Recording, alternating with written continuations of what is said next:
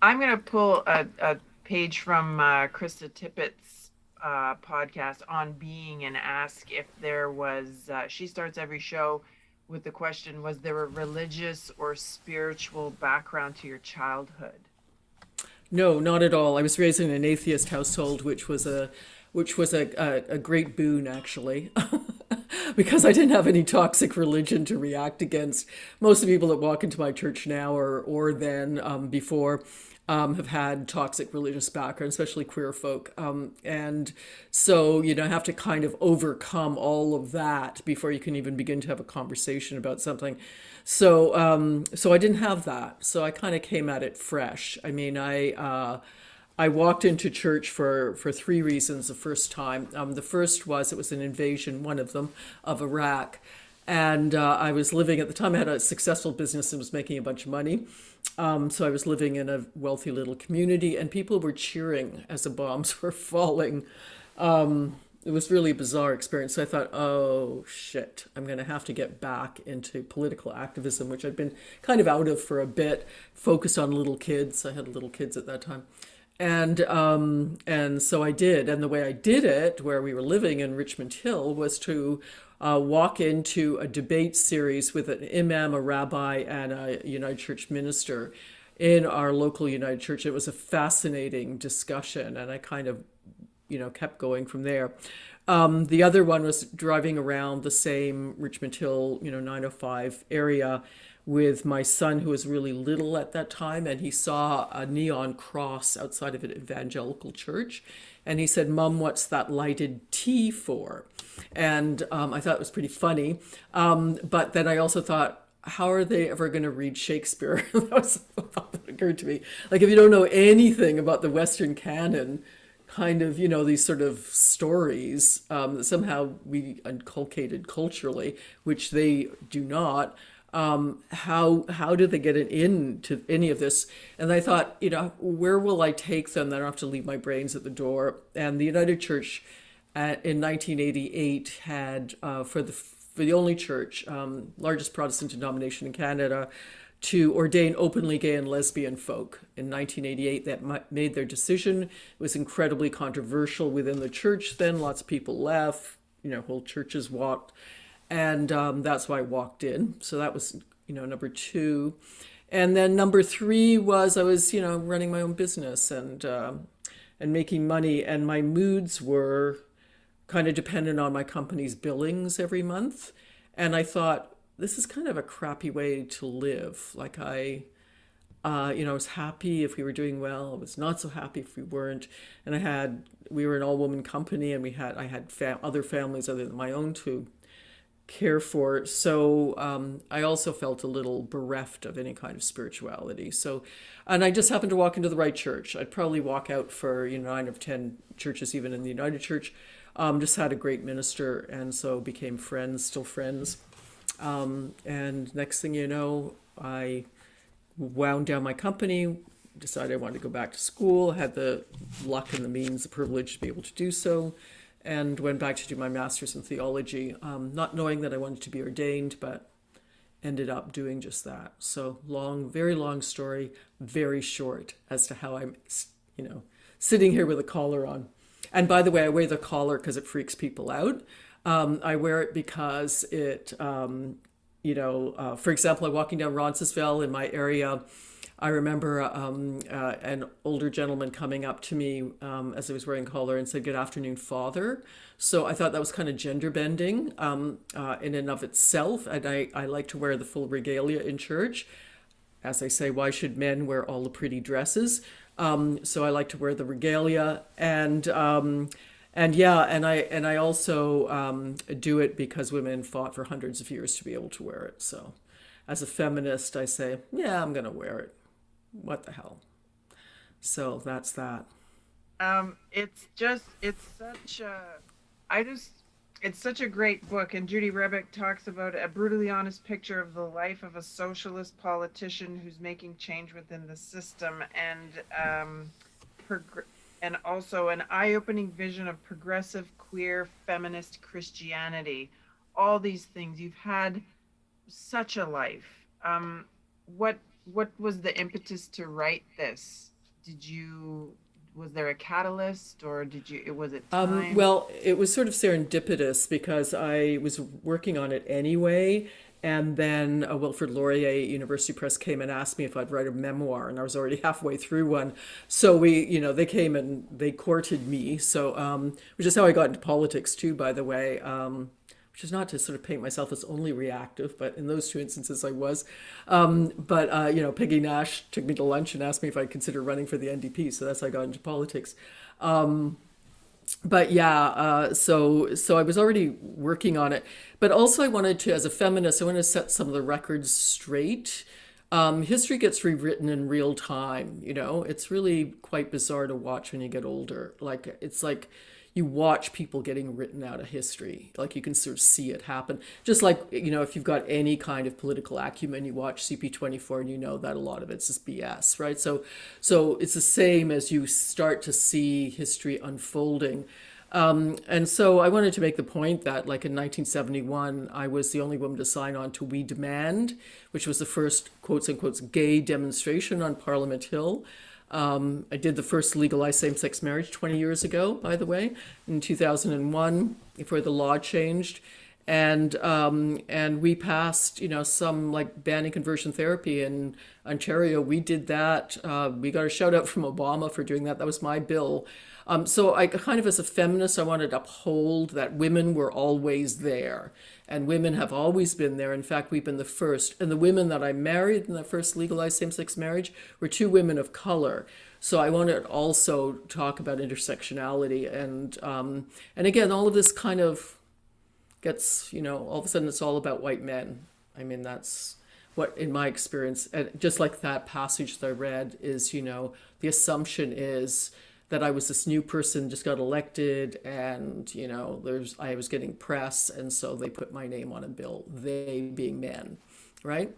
I mean, it happened continuously at Queen's Park. I mean, there are many bills that were my bills that were passed by male cabinet ministers, even though I'd fought for them for years and years, and I was not mentioned in them. I was always invited to the press conference and given a shout out.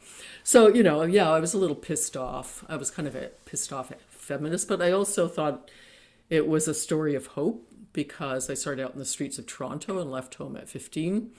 And that wasn't and isn't unusual for queer kids. So I wanted to show that you could survive being queer, and that you could even get elected, and that you could even change laws and save lives, even if you're on the street at 15 and addicted to meth. So I wanted to show that as a story of hope. Yeah.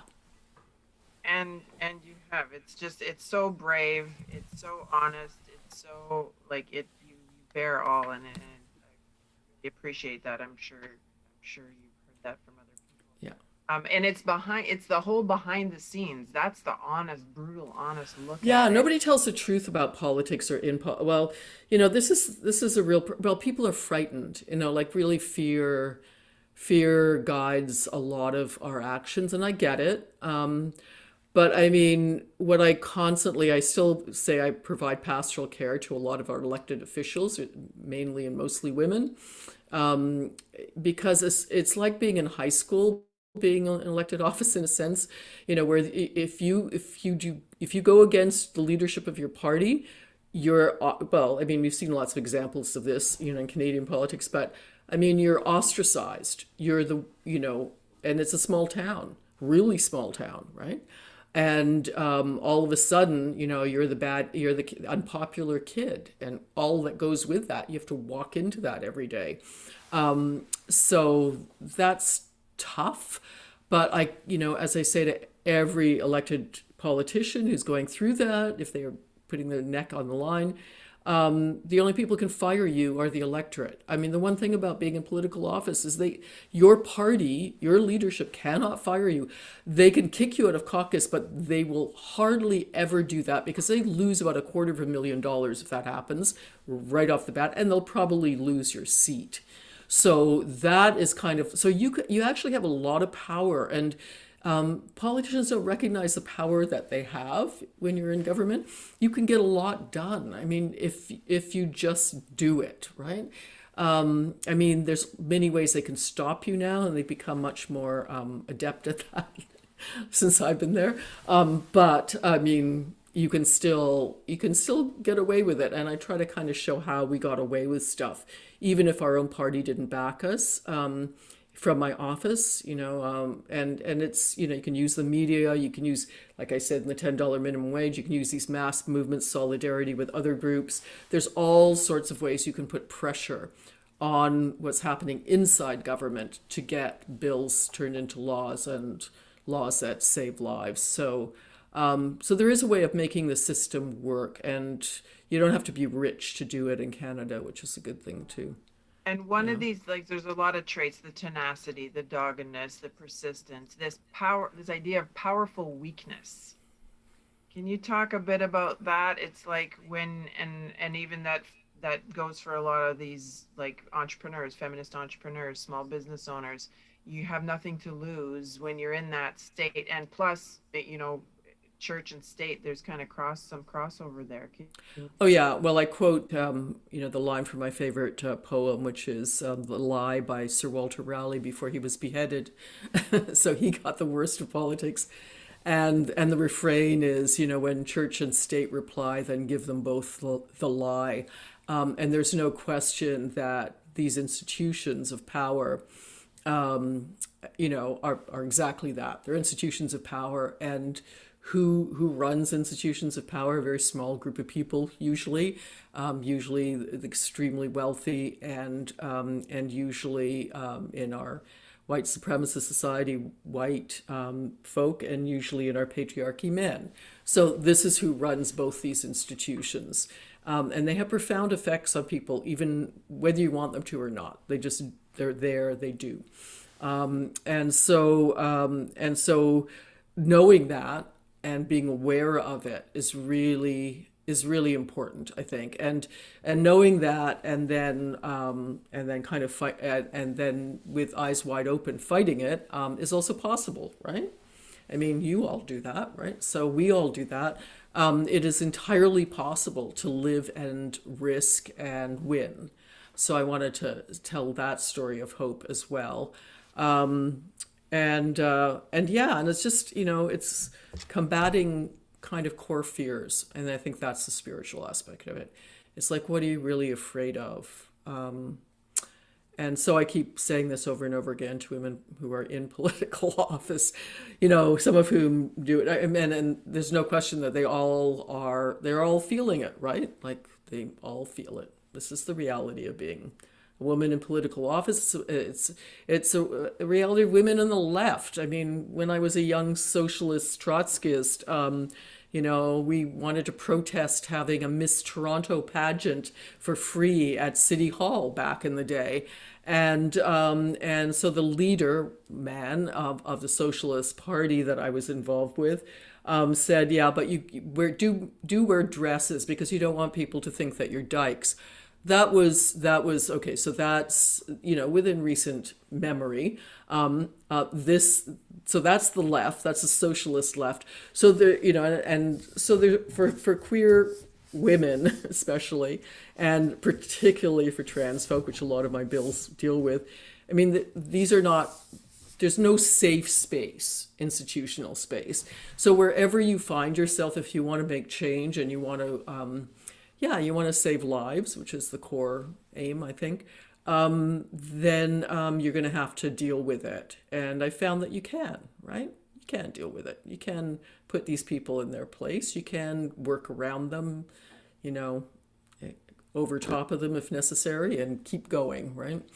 And this book shows that you can. So.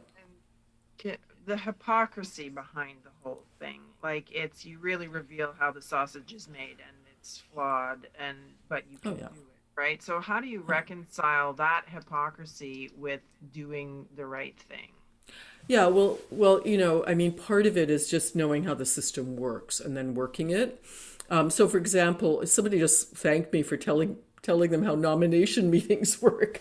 I mean, simple things like that. So, how did nomination meetings work? I used to use the example of Sam Oosterhoff, who's now the Assistant Minister of Education next to Lecce. He's a young fundamentalist homeschooled boy, and he got elected at 19. And he arch conservative, and at 19 he defeated the president of the Conservative Party in his Niagara area riding. And how did he do it? And so I would explain this to young women who want, progressive young women who want to do the same thing, who want to win, right? That they can do it at 19 with no experience whatsoever. How did he do it? Just like I say, selling Girl Guide cookies. It's like door to door, selling memberships. Sell as many memberships as pyramid sales now. Sell as many memberships and get those members to show up to the nomination meeting. That's how you win a nomination race.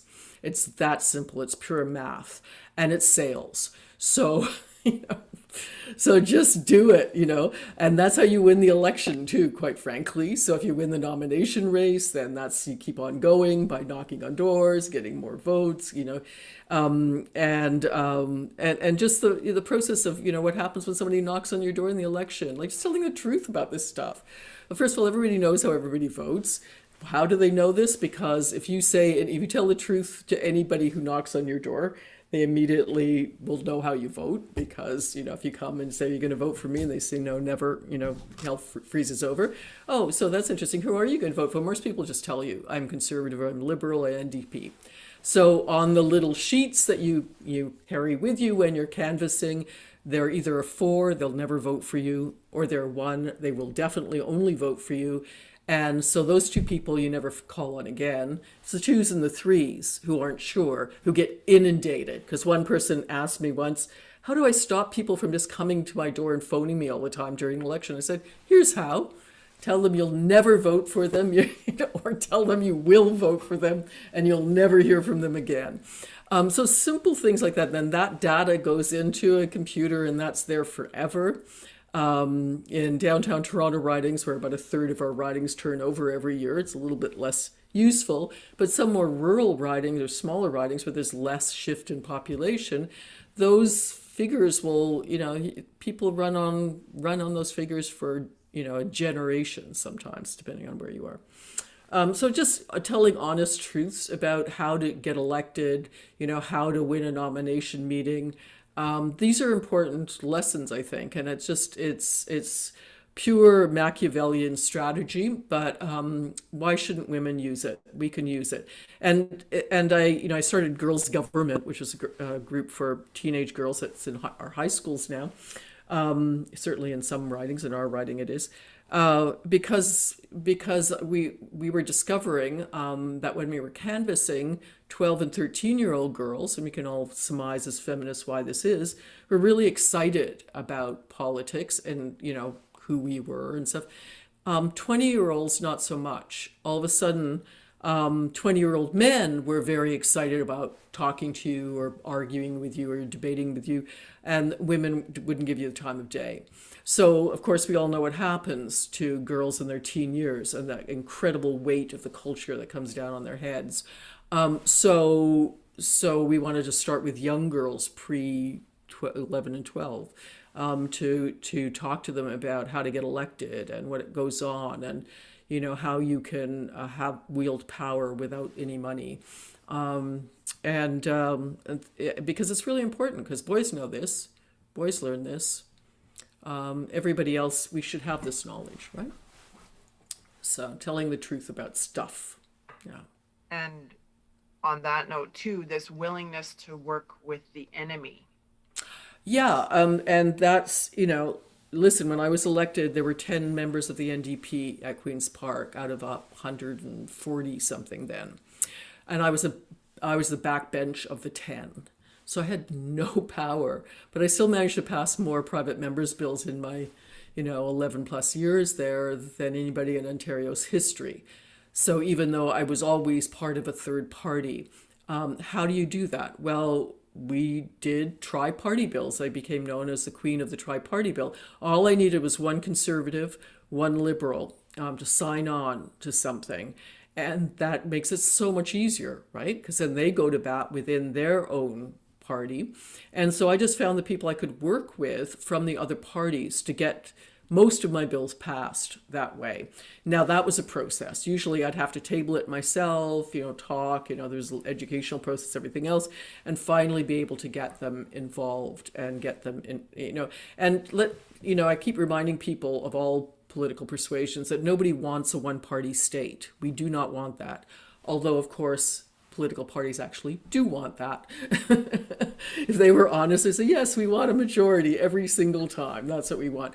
We want a one-party state. And a majority is a dictatorship in our political system. You can do anything you want with a majority.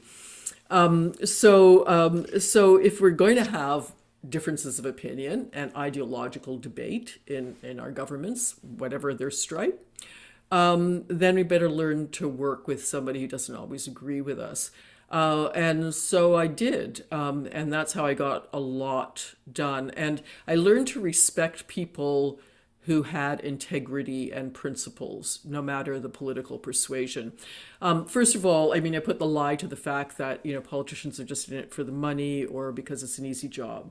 You work 24/7, there's nothing easy about it. And every politician I know could probably, or most of them anyway, could have probably made more money somewhere else, especially the lawyers, right? So they're not in it for the money. They're not in it because it's an easy, cushy job. Most of them think they want to make a difference in the world. So you can kind of work with that. Now, there's two brands of a politician. There's those that want to make a difference in the world, and then there are kind of careerists who just like to see their face in the paper, like the big goldfish in the goldfish bowl. And it's really quick. You can really discern those people pretty quickly in the political process, as you can in any profession, right? It's not that different. So I just learned to work with the people of principle and to hold them up. Brave people. And the test to me of bravery was being willing to go against your own party leadership, because that's political suicide. So if you're willing to stand on principle against your own party leadership, yeah, you're the kind of person I'd be able to work with, probably. Not always. Like you have to be a judge of character, right? You're just meeting people that Carolyn was just asking, what was the process like finding these like-minded people, even though you're on opposite sides of the fence, you're still a human being, right? Yeah. Well, the test of this is Kathleen Wynnes wrote the foreword to the book, right? Who was obviously the Liberal Premier of the province and was part of the campaign against me when I first ran, which was horrendous. John McGrath of CBC called it the worst smear campaign he'd ever seen in Canadian in his experience in Canada, where they went after me because I was a street kid and drug involved. This was the Liberals in my riding association. And the Liberals in my riding association told me it came straight from Queen's Park, that campaign. They disseminated literature anonymously, saying I'd criticized the Pope, which I had in a Catholic area, things like that. It was really unbelievable, some of the stuff. And it was really hurtful. My kids, we were all really hurt by it. I would not have run had I known I was going to walk into that. And particularly my evening service at my church back then, which were in Parkdale, which were people with mental health and addiction issues who were street involved, many of whom had a background similar to mine, and saw me, and I never hid it, as a story of hope. And this was kind of telling them there is no hope. They'll come and get you, like you're stuck, right? It was horrendous on so many levels, and she was part of that. So Michael Coren, I used to debate Michael Coren on equal marriage, and look, he saw the light too and wrote some books about it. So I have hope for people. Our only hope is that people change their minds. Our only hope is that those that disagree actually come around to, we hope, more progressive views, right? I want to read this, or I want you to read this. I know we're over time, but it's on page 202, how you start every service. Oh, yeah. Well, I can just tell you if you want. Yeah, so basically, my welcome is always the same. I say, no matter what you believe, no matter what you do not believe, no matter what you've done, no matter what you've left undone, no matter who you are, and no matter who you love, you're welcome here. And I continue to say, because this isn't just our church, it's not the Church of the United Church of Canada, this is a Church of Christ, and in Christ's church, everyone is welcome. And I think that's pretty biblically based, actually. Mm-hmm. So that's how I start off everyone, same as that communion, and I always reiterate that. Like, if Judas can be there, we can too. Screw it.